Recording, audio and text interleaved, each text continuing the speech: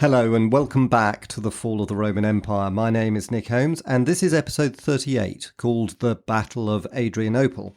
In the last episode we left the Eastern Emperor Valens at Adrianople where he was about to launch his attack on the Goths. Even though Gratian's western army was only a few days' march away and the western general Ricimer had actually arrived in Valens's camp to encourage him to wait for a combined, overwhelming attack, we discussed how Valens wanted to win a victory over the Goths all by himself. This was because he was unpopular in Constantinople and had been taunted by the mob for failing to take action against the Goths.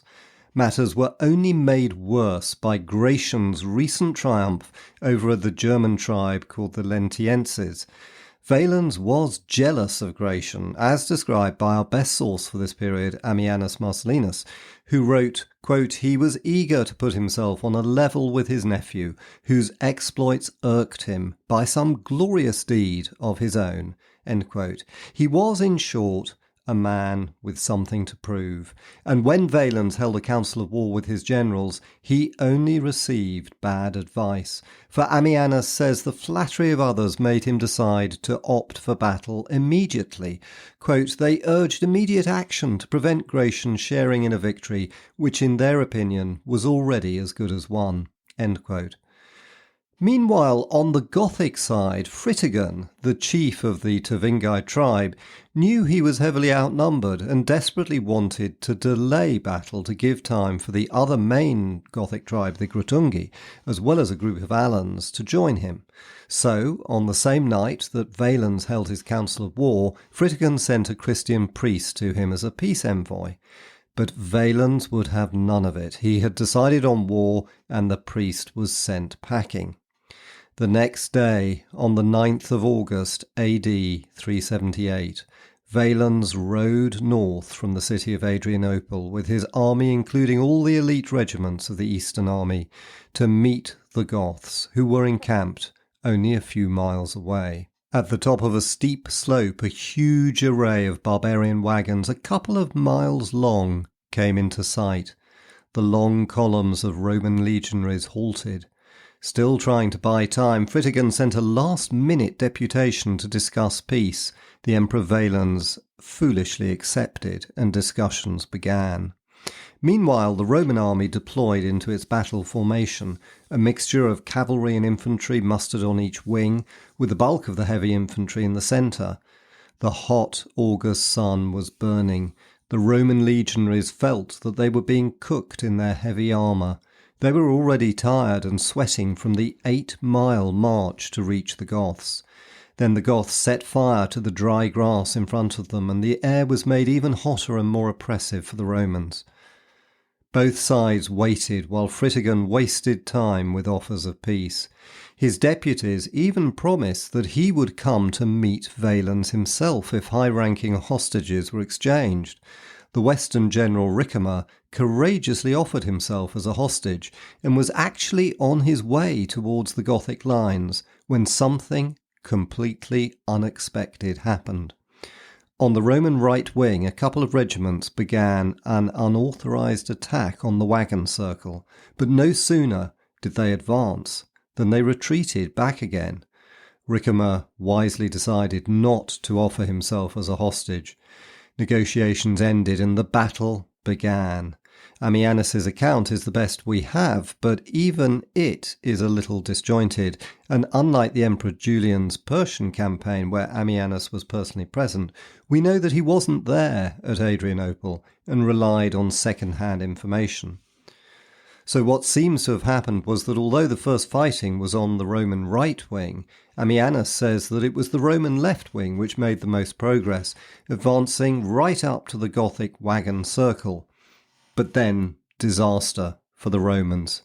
The Gothic cavalry arrived. These were the Grutungi and Alans who Fritigern had been waiting for.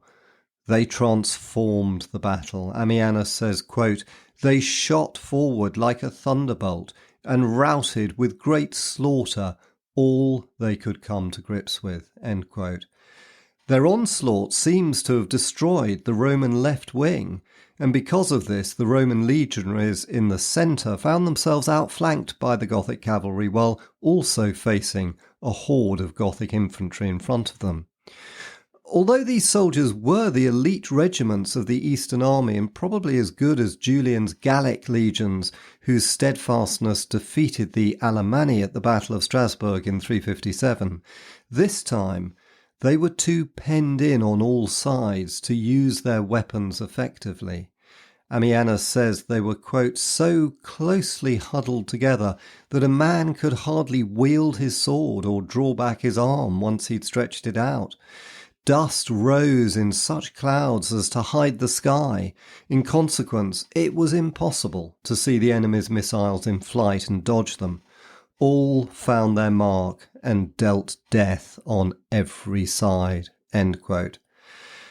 The Romans were using the densely packed legionary formations, probably involving the testudo or tortoise shield walls, which were normally their main competitive advantage and whose invincibility had broken the morale of the Alemanni at the Battle of Strasbourg. But this time they didn't work against the Goths. Nevertheless, despite the desperate situation, for quite a while the legionaries held their ground. Ammianus describes a bloody battle with both sides taking heavy casualties. Quote, you might see the barbarian towering in his fierceness, hissing or shouting, fall with his legs pierced through, or his right hand cut off. End quote. Finally, Valens's legionaries, quote, weak from hunger, parched with thirst, and weighed down by their armour, end quote, broke under the pressure of the Gothic attack. Only the most elite Roman regiments like the Lanciarii and Mattiarii kept fighting while the others fled. The result was slaughter. Ammianus said, quote, the barbarians spared neither those who yielded nor those who resisted, end quote. It was one of Rome's most disastrous defeats. Contemporaries were unanimous in acknowledging its significance. Ammianus said it was the worst defeat since the disastrous Battle of Cannae in 216 BC, when Hannibal had destroyed most of the Roman army in Italy and left the Republic on the brink of collapse. 2/3 of the Eastern Roman army was killed by the Goths, maybe 20,000 legionaries and cavalry. What was particularly damaging was that most of the Eastern army's elite regiments had been destroyed. As we'll discuss shortly, these soldiers were extremely difficult to replace, and in my view the damage was so severe that it would not be until the 6th century, so over 100 years later, that the Emperor Justinian and his general Belisarius would be able to create an army as professional and experienced as that destroyed at Adrianople. And of course, by that time, the Western Empire had long fallen.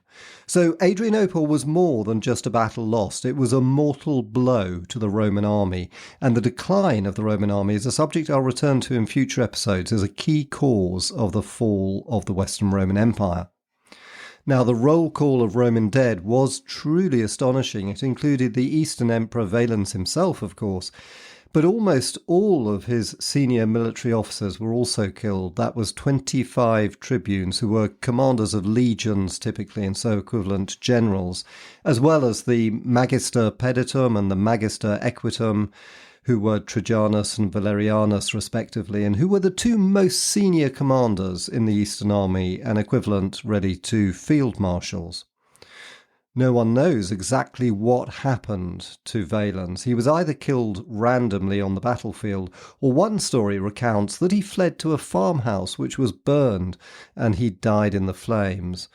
To be honest, even had he survived the battle, I doubt he would have lasted long, for contemporaries were absolutely certain that the disaster at Adrianople was 100% his fault. To begin with, had he waited for Gratian's army, a Roman victory would probably have been achieved. Even excusing his jealousy of Gratian, his management of the army on the day of the battle was appallingly bad. First, he relied too heavily on the faulty intelligence of his scouts, who suggested the Grutungi were not in the vicinity, and which prompted him to think he had a decisive numerical advantage. Second, he made a decisive tactical error in marching his soldiers for 8 hours to the battlefield so that they were already exhausted even before the battle began. Experienced and skillful generals like Julius Caesar and Julian the Apostate always made the well-being of their troops their top priority and would never have made that sort of basic mistake. Third, he was deceived by Fritigern's delaying tactics and wasted time negotiating with the Goths even after he'd apparently decided to commit to battle. On every measure that mattered, Valens failed miserably. The only consolation for the Romans was that he paid the ultimate price for his failure. He died at the age of almost 50 after a reign of a little less than 14 years. The day after their victory, the Goths were gripped by the idea that Adrianople contained a vast treasure belonging to Valens, quote, like wild beasts maddened by the taste of blood. End quote. According to Ammianus, they poured towards the city, determined to take it at any cost. But the city's tall walls, equipped with the brutally effective artillery and manned by soldiers and every able-bodied citizen, were waiting for them. Like waves crashing against rocks, they threw themselves against the Roman defences, only to suffer horrendous losses as missiles and artillery poured down on them. Eventually, terrified in particular by the huge stones thrown by the Roman wall artillery, they retreated, cursing that they'd ever entertained the idea of trying to take the city. What the Goths encountered at Adrianople set a standard for the rest of the Gothic War. They simply didn't have sufficient knowledge about siege warfare to take any walled city. After Adrianople, they marched to Constantinople, but one look at its walls, even though these were not yet the mighty Theodosian walls, which would be built over 30 years later, and most of which can still be seen in modern Istanbul, convinced them it would be impossible to take the city. So the result was a stalemate. The Goths couldn't take any of the Roman cities, but the Romans didn't have an army to face them in the field, or at least not in the east. In the west, of course, there was still a formidable Roman army, and this prevented the Goths from advancing west to the Adriatic. To the east, they were confined by the Bosphorus, which prevented their crossing into Anatolia. So the Goths stayed in Thrace, plundering whatever it was they'd missed in the previous 2 years. Meanwhile, the Romans prepared to take their revenge. The Western Emperor Gratian helped to secure the appointment of Theodosius to replace Valens. This would prove to be a momentous appointment, for not only did Theodosius become the last ruler of a united Roman Empire, but his reign also set the scene for the collapse of the Western Empire. But we're a long way from getting to all of that. When Theodosius was appointed in January 379, he was still only a humble general, and he'd been appointed for one task, and one task only, to defeat the Goths. Now, to help him do this, the Western Emperor Gratian gave him control of Illyria, which formerly belonged to him as part of the Western Empire, so that Theodosius at least had direct control of all the Roman forces in the Balkans. However, that was the limit of Gratian's help. What he certainly didn't do was to send the Western army to Theodosius's aid, as had been the original idea before the Battle of Adrianople. I've always been a bit puzzled why Gratian was willing to send a good part of the Western army to help Valens in 378, but wouldn't do that with Theodosius. I think the reason probably is that he was too worried about a collapse in the West should the Western army go the same way as the Eastern army at Adrianople. So, as the senior emperor, Gratian just instructed Theodosius, his junior partner, to rebuild the Eastern army and get on with the job of beating the Goths. Now let's just pause here and go into a bit of Theodosius's background. If you recall, his father, also called Theodosius, had been Valentinian's main general and had successfully restored Roman control of Britain and North Africa, as well as maintaining the Roman frontier along the Rhine. However, when Valentinian died in 375, Theodosius' father fell victim to a court intrigue and a jealous minister Maximinus, who seized power for a couple of years while allegedly acting for the 4-year-old Valentinian II, executed Theodosius' father for reasons that have never become apparent. His son was exiled to Spain. However, the Theodosian family's fall from grace was short-lived. By 376, Gratian effectively took over control of his brother Valentinian II's territories, executed Maximinus, and restored Theodosius to an army command in Moesia along the upper Danube. Now, we actually know very little about what Theodosius was doing before the Battle of Adrianople. It seems he was stationed in the Balkans close to Thrace, where the trouble with the Goths all began in 376. But somehow, luckily for him, he didn't take part in the Battle of Adrianople. The fact that Theodosius had a military background was probably the main reason why Gratian selected him, and in 379, he set about rebuilding the Eastern army. The problem was that the defeat at Adrianople had literally eliminated nearly all the elite regiments of the Eastern Roman army. Rebuilding an army to anything like the same level of experience and ability would take years, if not decades, and Theodosius had just over a year to do it. He recruited from 3 main sources. Veterans were recalled to the ranks, new troops were called up and trained, and he also gathered barbarian mercenaries. But clearly, this new army was not going to be anything like as good as the one that had been destroyed at Adrianople. But did Theodosius think that? Apparently not, because in the summer of 380, only 18 months after he'd become emperor, he decided to test out this rookie army and advanced on the Goths and offered battle. Bad decision. He should have waited longer, for the Roman army was defeated. There are no detailed records of the battle at all, and consequently we have no idea of what exactly happened, but it was a clear Roman defeat. Theodosius had failed in his first task. But while Theodosius had clearly misjudged the military situation, suggesting he wasn't actually a very good soldier, what he did next demonstrated that while he may not have been a soldier like his father, he was nevertheless a shrewd and cunning politician. For not only did he survive the court intrigues that developed in Constantinople against him after his defeat, but he also found a diplomatic solution to the problem of the Goths. This became a possibility because after 6 years of war, the Goths were as keen to make peace as the Romans. Although they'd now defeated 2 Roman armies, one at Adrianople in 378 and Theodosius's new model army in 380, they were incapable of taking any of the Roman towns and cities and were confined to roaming the countryside in search of plunder at first and then probably simply in search of food to feed their starving population. In addition, the Western army was very effective at pinning them into the Balkans and preventing their migration westward towards Italy. Therefore, in October 382, Theodosius negotiated a settlement with the Goths. Hailed by his courtiers as a Roman victory, the Treaty of 382 was in fact the exact opposite. It was the first agreement the empire had made in its history to hand over a portion of territory for occupation by a foreign invader. For Theodosius agreed that the Goths could settle in an area south of the Danube, and although we don't know precisely where it was, it seems to have been in Moesia and Macedonia.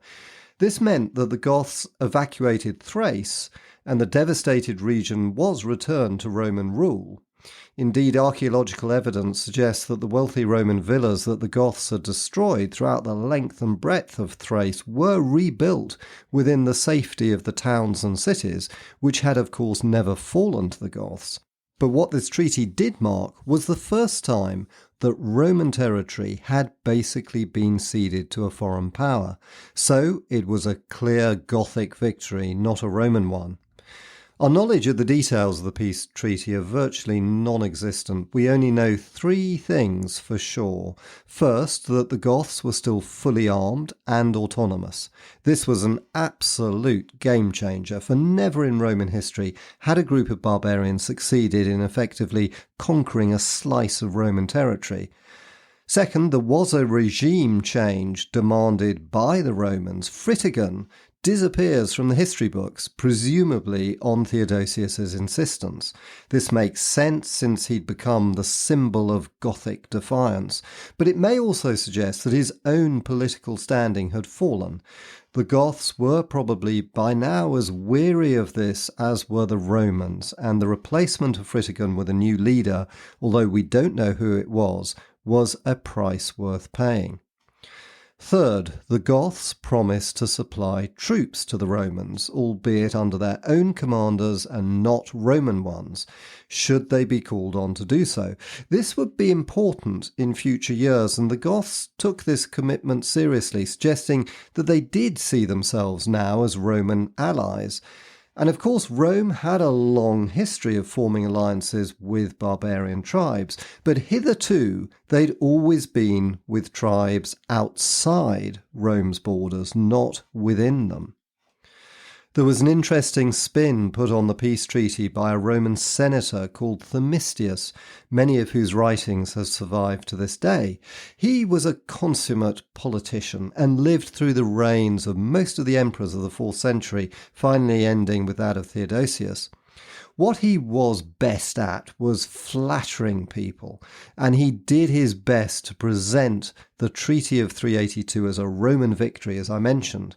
To do this, he argued that although the Goths were an independent nation being admitted into the empire, there was a clear precedent from history showing that they would just be absorbed and incorporated into the Roman world and didn't really pose any sort of long-term problem.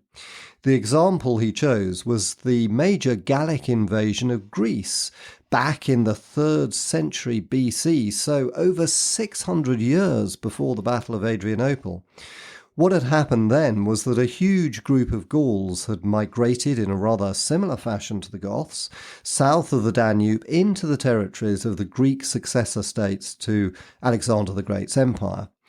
The Macedonians had only just managed to beat them and diverted them across the Bosphorus into Anatolia, which is modern Turkey, where they set up a Gallic state that survived for a couple of hundred years before fading away and being incorporated into the Roman Empire. Indeed, the Greeks had always called this part of Anatolia Galatia, in reference to them being Gauls.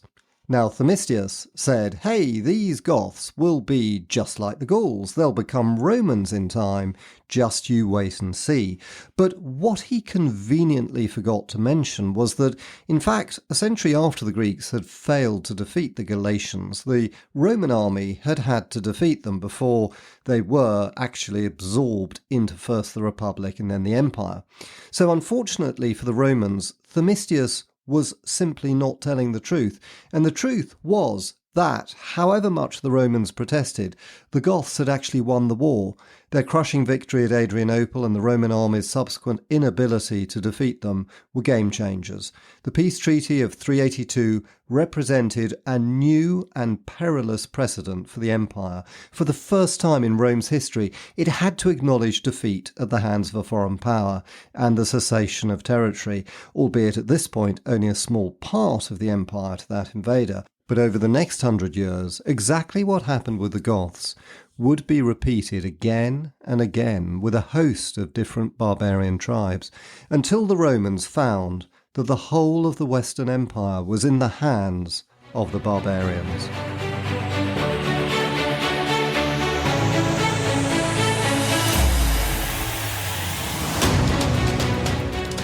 And that ends this episode. Thanks so much for listening, and I hope you enjoyed it.